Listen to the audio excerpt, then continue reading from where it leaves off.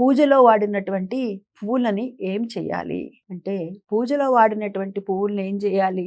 ఏం చేస్తామంటే, మామూలుగా పూజలో వాడినటువంటి పువ్వులు తీసేస్తాం ఇవాళ. ఇవాళ పూజ చేశాము. ఇవాళ ఉంచేస్తాము. రేపొద్దున మళ్ళా మనం పూజకు కూర్చోబోతున్నాము. కూర్చోబోతున్నప్పుడు ముందర మనం ఏం చేస్తాము? అంతా అక్కడ శుభ్రం చేసుకుంటాము. పూజా సామాన్లు శుభ్రం చేసుకొని అక్కడ పెట్టుకుంటాము. ఆ తర్వాత స్నానం చేసి వచ్చిన తర్వాత చక్కగా అక్కడ దేవతా మందిరం దగ్గర ఉన్నటువంటి ఆ పుష్పాలనన్నిటిని కూడాను తీస్తాము. దాన్ని ఏమంటాం? నిర్మాల్యము అని అంటాం కదా.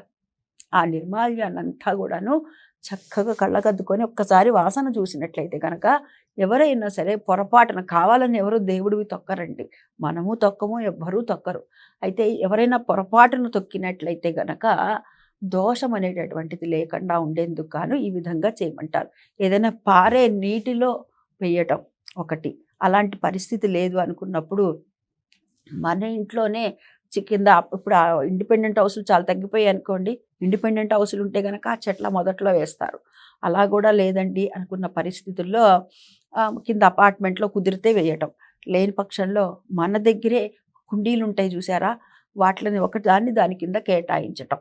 లేదండి మాకు అది కూడా అవకాశం లేదు అనుకున్నప్పుడు ఒక్కసారి కనుక వాసన చూసినట్లయితే కనుక అవి పక్కన పెట్టేసినా కానీ ఎవరన్నా తొక్కినా కానీ తప్పు లేదు అని చెప్తారు. ఎందుకని అని అంటే కనుక పుష్పదంతుడు అనేటటువంటి ఇక్కడ ఒక కథ చెప్తాను. పుష్పదంతుడు అనేటటువంటి ఒక గంధర్వుడు ఉన్నాడనమాట.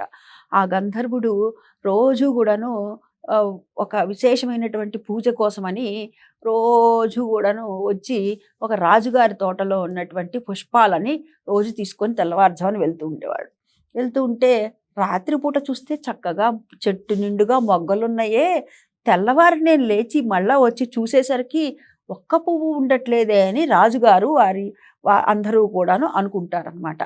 ఏమైతుందో చూద్దామని చెప్పి ఒకరోజు ఏం చేస్తారంటే, ఆ రాజుగారు పూజ చేసినటువంటివన్నీ కూడాను ఏదైతే నిర్మాల్యం ఉంటుందో దాన్నంతా కూడాను ఆ చెట్టు మొదట్లో వేస్తారనమాట. చెట్టు మొదట్లో వేస్తే రోజులాగానే గంధర్వుడు యథాతథంగా వచ్చాడనమాట. వచ్చి గగన మార్గం నిండా వచ్చి ఆ పుష్పాలను కోసుకుందామని కోసుకున్నాడు. కోసుకున్న తర్వాత దాటుతుంటే రోజు మళ్ళా తనకు ఏదైతే గంధర్వుడు కదా, మరి ఆ శక్తులు అతీత శక్తులు ఉన్నాయి కదా, ఆ ప్రకారంగా వెళ్ళిపోదామని ప్రయత్నం చేస్తుంటాడు. ప్రయత్నం చేస్తుంటే ఆ శక్తులన్నీ పోతాయి. ఎందుకని పోయాయ్యా అని అంటే, ఏదైతే నిర్మాల్యం ఉందో ఆ నిర్మాల్యాన్ని దాటాడనమాట. అందుకని అప్పుడు ఆ రాజుగారు అందరూ కూడా వచ్చి, అహో రోజు ఈ పని నువ్వా చేస్తోంది ఈ పని, ఎట్లా రోజు రాత్రి చూస్తే చక్కగా మొగ్గలు ఉంటున్నాయి, తెల్లవారు లేచి పువ్వుల కోసం చూస్తుంటే ఒక్క పువ్వు ఉండట్లేదు అని చెప్పాడు ఆ గంధర్వుడిని అంటాడనమాట. అంటే అక్కడ నిర్మాల్యం అనేటటువంటి తొక్కటం జరిగింది, దాటాడు కదా గంధర్వుడు, తనకు ఉన్నటువంటి ఆ శక్తులన్నీ కూడాను పోయాయన్నమాట.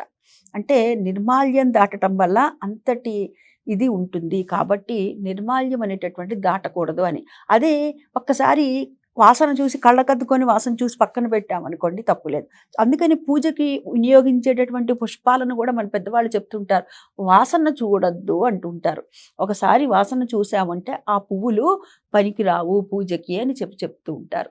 అయితే ఈ నిర్మాల్యంలో మటుకు కుదిరితే మనం ఏదైనా పారే నీటిలో వేయటము, లేని పక్షంలో ఎక్కడైనా మన ఇంట్లోనే ఒక్క కుండీ లాంటిది పెట్టుకోవడం వల్ల ఏమవుతుందంటే అది కంపోస్ట్ ఎరువుగా కూడా తయారవుతుంది. ఆ ఎరువు తీసుకొని మన దగ్గర ఉన్నటువంటి తులసి మొక్క అయితే ఖచ్చితంగా ఉంటుంది కదా, ఆ తులసి మొక్క ఇంకేదైనా 2, 3 కుండీలు ఉంటే వాటిలో కూడా పెట్టుకోవచ్చు. ఈ విధంగా చేసుకోవచ్చండి.